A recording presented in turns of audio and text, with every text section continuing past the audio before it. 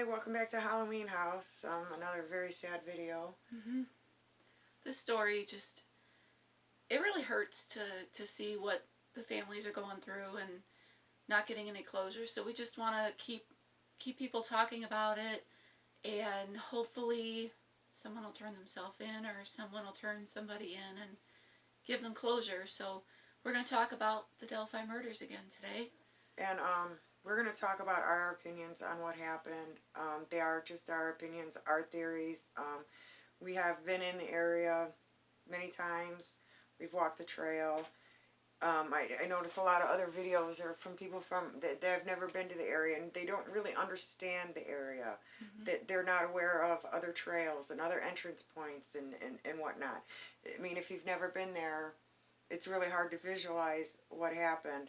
And we don't mean any disrespect. We don't want to cause any harm to the investigation, but I feel like the more you talk about it, maybe it'll jog somebody's memory. Yes.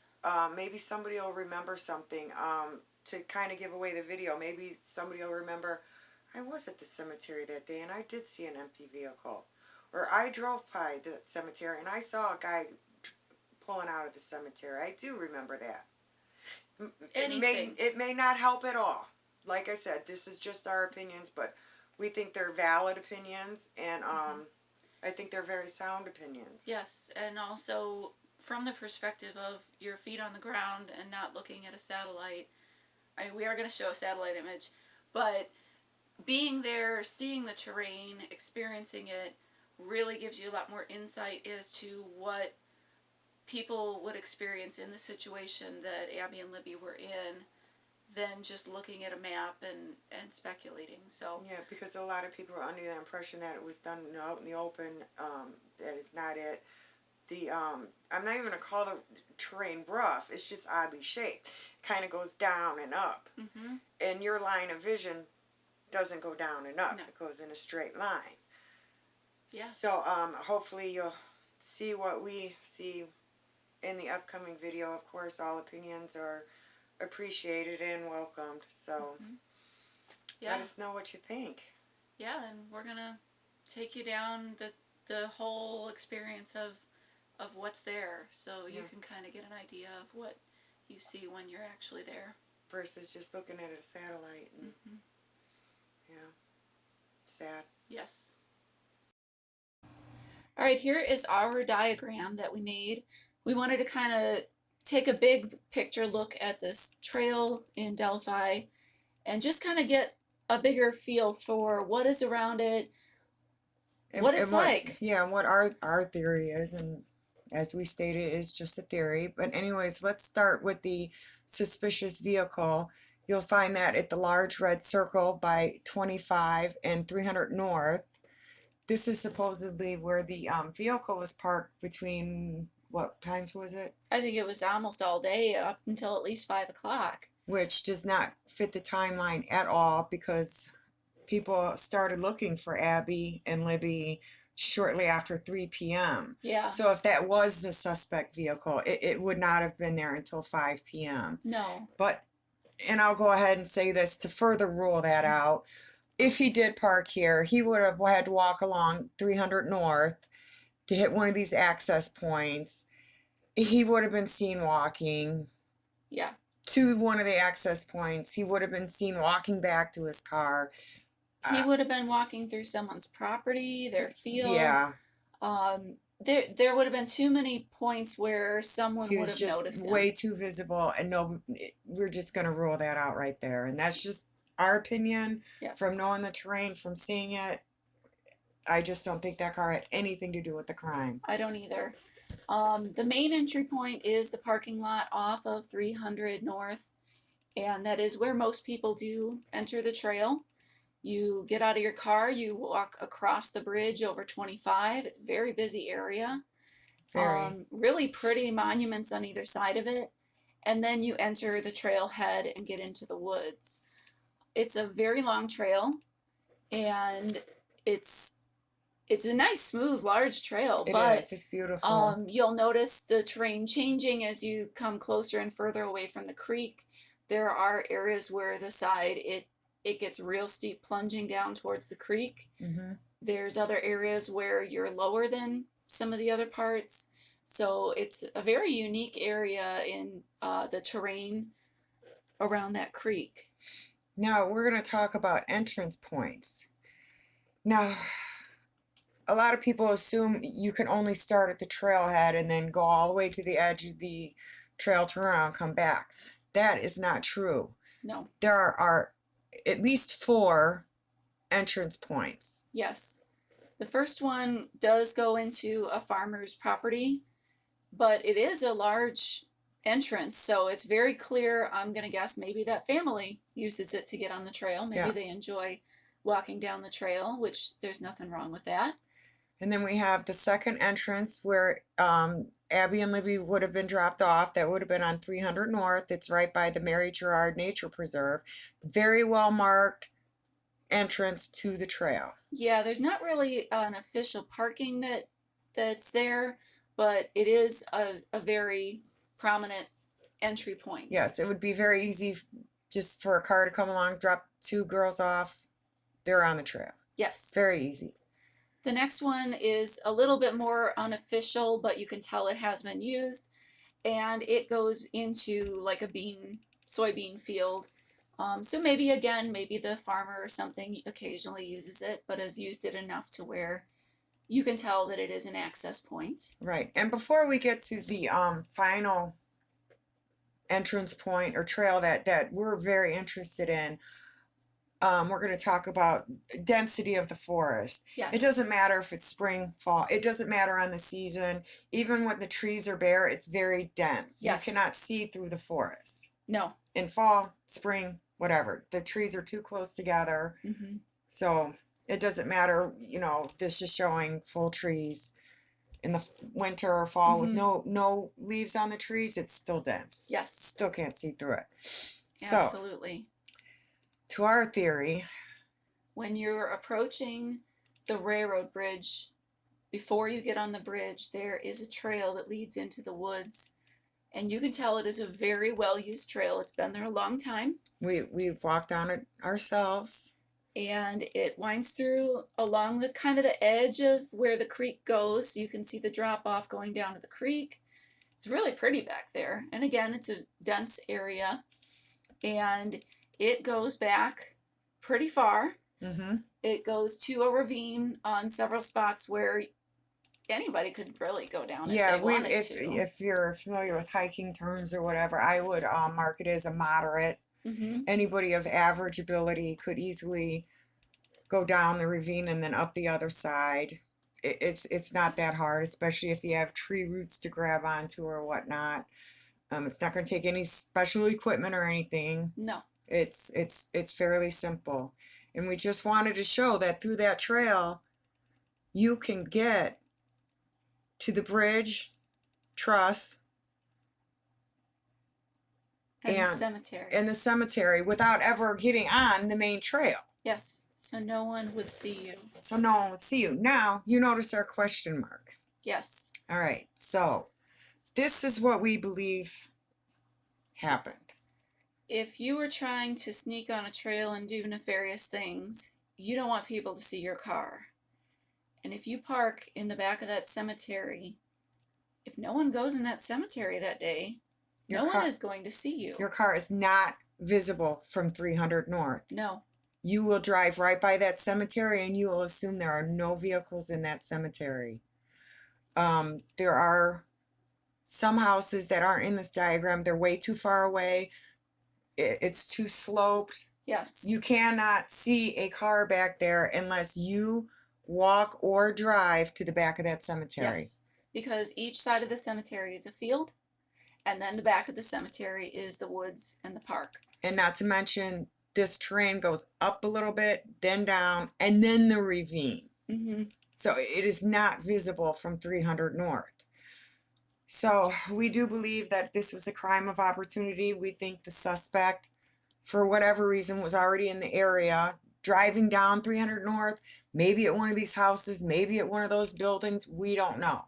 But he saw Abby and Libby being dropped off right here. Mm-hmm. And he beelined it to the cemetery. So he went to the cemetery and we parked where the question mark is, because that's where the trail the cemetery trail starts.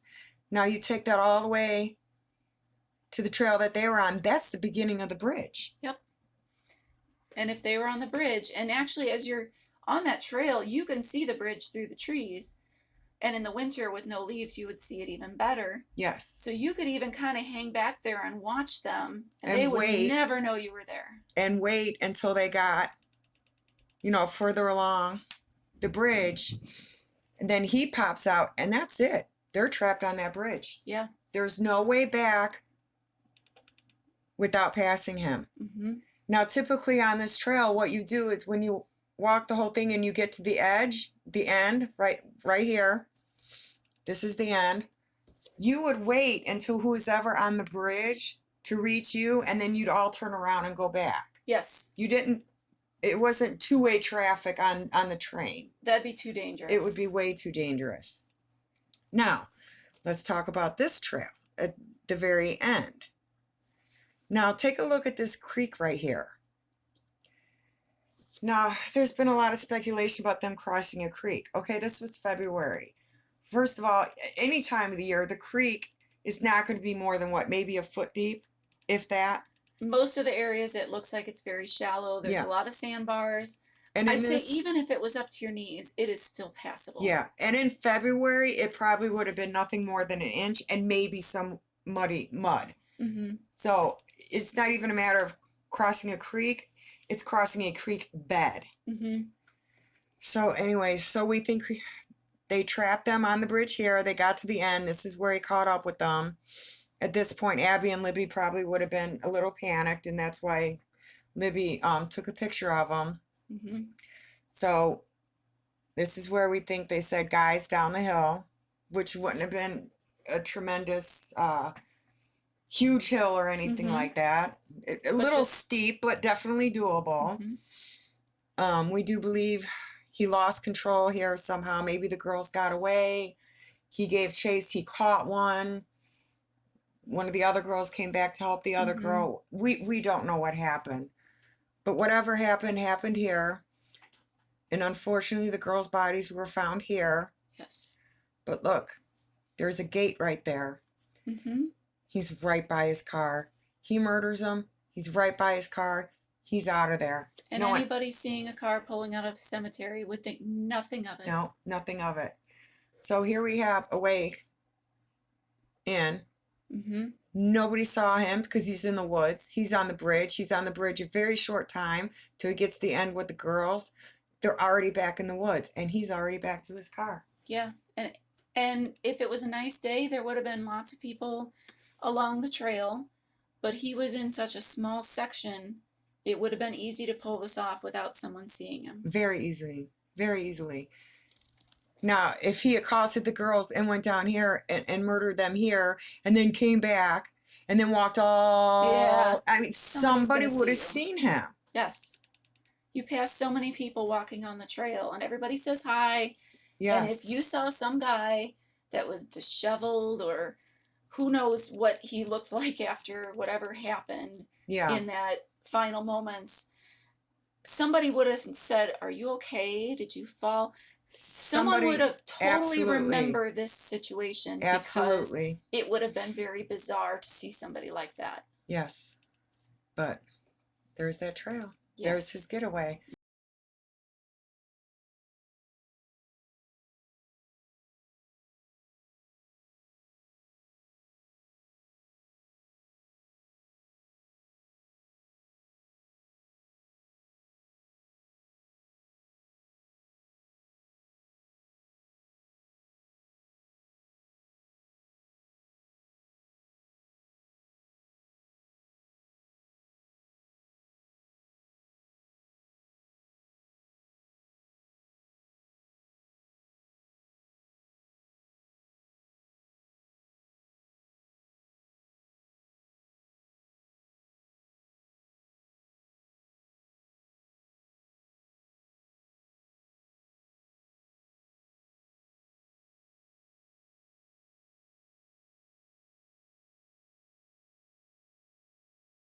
So I'm here at the cemetery outside of Delphi, Indiana. It's a beautiful cemetery.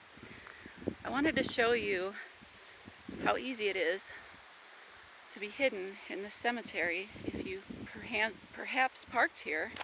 So we're going to walk towards the back. Looks like nobody's here.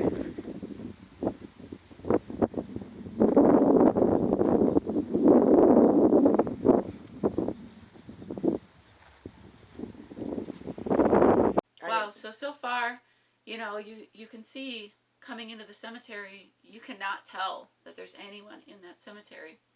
And if you notice the middle road there is a road right in the middle. Mm-hmm. So even if you drove into the first half of the cemetery and you took that middle road and left, you would have been in that cemetery with another vehicle and never seen it. Yes. Keep watching.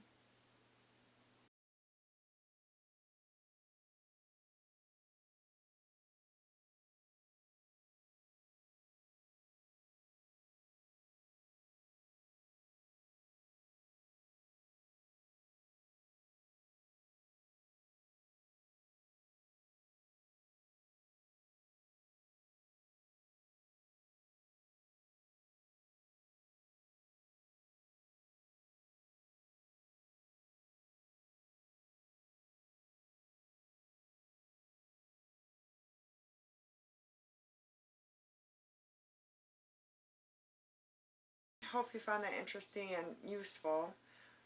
Maybe it'll jog someone's memory, maybe help someone think of it a different way and lead the police where they need to go. Yeah, just catch this guy.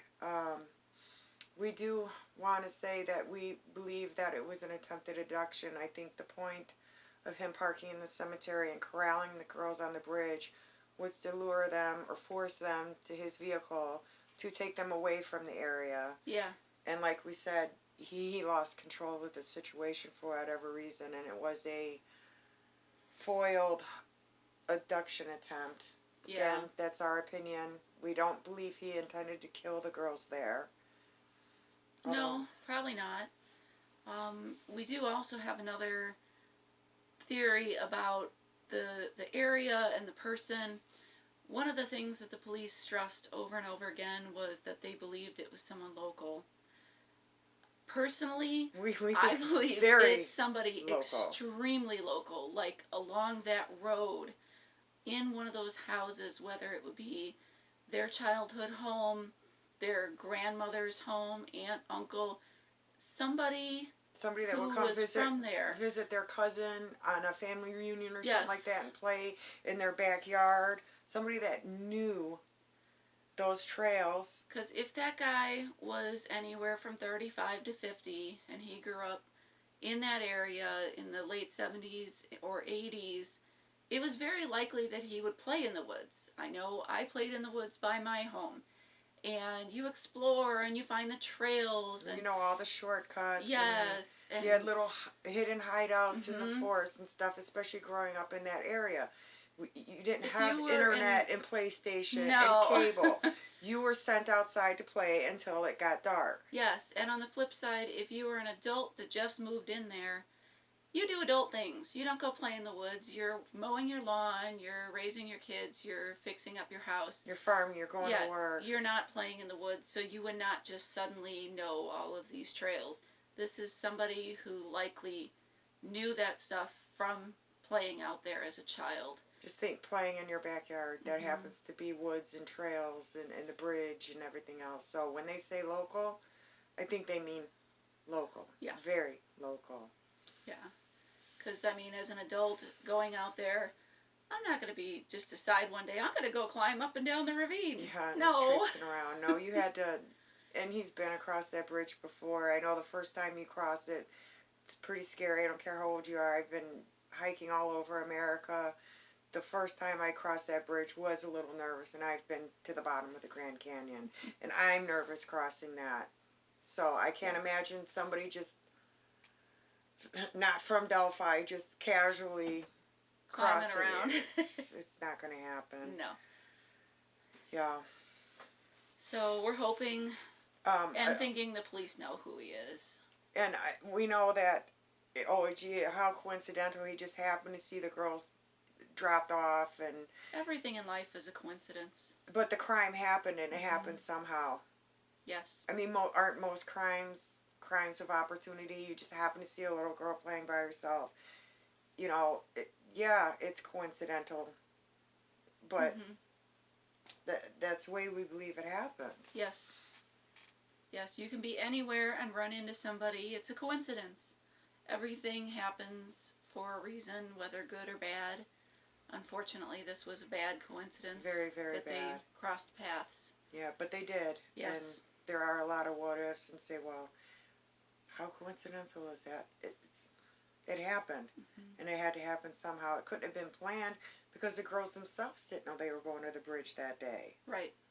It had to be a crime of opportunity. Mm-hmm. And he had a very small time frame to work in as well. He had about an hour and a half. Yeah. So it's not like he could have followed them all day or anything like that. This was a spur of the moment thing, and it happened really fast, and he was out of there. Yes. So. Yes, he was. So, and we did thvisit the girls' graves, and Yes. I'll probably get choked up in both of the graves. Really upset me.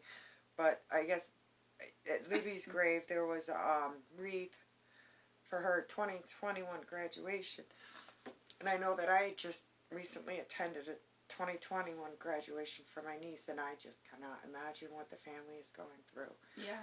So I think anybody watching this video who knows the killer, or if you are the killer, you know, we'll leave you with these final pictures in your conscience. Do the right thing. Yes. And Give pray the family for the family. peace. Thank you.